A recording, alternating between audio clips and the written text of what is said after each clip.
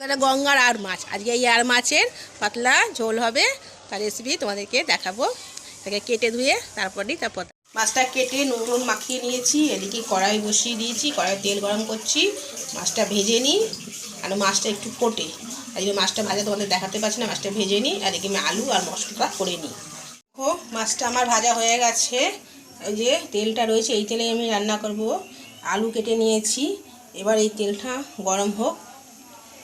গরম হয়ে গেছে, তেলে আমি জিরে আর তেজপাতা ফোড়ন দেবো, আর অল্প করে একটু পেঁয়াজ দেবো। পেঁয়াজটা ভাজা ভাজা হয়ে নিই, তারপরে আলুটা দেবো।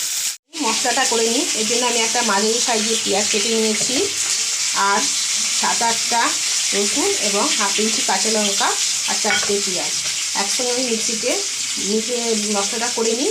ওদিকে পেঁয়াজ ভাজা হচ্ছে, পেঁয়াজটা ভাজা ভাজা হয়ে গেছে। তারপর এর মধ্যে কেটে রাখা আলুগুলো দিয়ে দেওয়া হবে। এবার আলুগুলো ভালো করে নেড়ে চেড়ে একটু ভেজে নিতে হবে। তার আলুগুলো একটু নেড়ে চেড়ে ভেজে নিচ্ছি। আলুগুলো যখন বেশ ভাজা ভাজা হয়ে উঠবে, তখন তার মধ্যে একটা মাঝারি সাইজের টমেটোটা দিয়ে দেব, এবং টমেটোটা দিয়ে একটু নেড়ে চেড়ে তার মধ্যে আমি নুনটাও দিয়ে দেব। নুনটা দিলে টমেটোটাও তাড়াতাড়ি নরম হয়ে যাবে এবং আলুটার মধ্যেও নুনটা ঢুকে যাবে। এবার ভালো করে আরেকটু নেড়ে চেড়ে নিই, তারপর আমি বাকি মশলাটা দেব। যখন আলু টমেটোটা বেশ ভাজা ভাজা যায়, তখন ওর মধ্যে আমি যে আদা পেঁয়াজ রসুন বা লঙ্কা বেটেছিলাম সেই বাটাটা দিয়ে ভালো করে আগে ভেজে নেব। মশলাটা ভেজে নিই, তারপরে আমি বাকি মশলাগুলো দেব। মশলাটা ভাজা ভাজা হয়ে গেছে, এবার আমি বাকি মশলাগুলো দেবো। তার মধ্যে দেব 1 চামচ জিরের গুঁড়ো, 1 চামচ ধনের গুঁড়ো, 1/2 চামচ লাল লঙ্কার গুঁড়ো, পরিমাণ মতো হলুদ, আর দেবো কাশ্মীরি লঙ্কা। এবার ভালো করে আমি মশলাগুলো ভেজে নিই। এগুলো একটু মশলাগুলো ভালো করেই ভাজতে হবে। প্রথমে এগুলো যেটা মাংসের মতো করে হবে, তার মশলাগুলো ভালো করেই ভাজতে হবে। মশলাটা আমার ভাজা হয়ে গেছে, দারুণ একটা মশলা ভাজার গন্ধ বেরিয়ে গেছে। এবার আমি এর মধ্যে একটু পরিমাণ ঝোল রাখবো, সেই ঝোলের জল দিয়ে দেবো। তার আগে আমি মশলা ধোয়া মিক্সির জলটা দিয়ে দিলাম। এবার আমি যে ঝোলটুকু রাখবো তার জন্য জল দেবো, এবং আলুটা যেন সেদ্ধ হয়।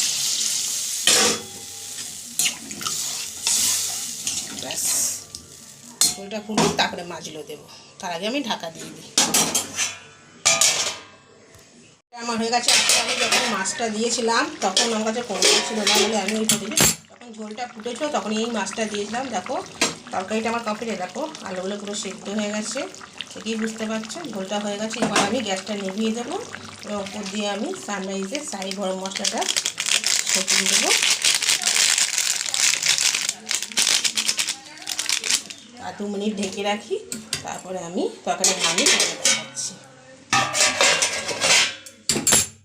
তরকারিটা তুলে নিই। তরকারিটা আমি দেখো আমার আর মাছের ঝোল হয়ে গেছে। আলু দিয়ে পাতলা করে আলু মাছের ঝোল করেছি, কিন্তু সেটা দেশি আর মাছ, খেতে অসাধারণ। তাই দেরি না করে তোমরাও এই রান্নাটা করে নিয়ে খেয়ে দেখে কমেন্টে অবশ্যই জানাবে। আর সাবস্ক্রাইব করে বেল আইকনটা প্রেস করতে ভুলো না, তাহলে সবাই আর বোন বেশি বেশি করে শেয়ার করে দেবে, যাতে সবাই এই রান্নাটা দেখতে পায়। এবং সবাইকে দেখার জন্য ধন্যবাদ।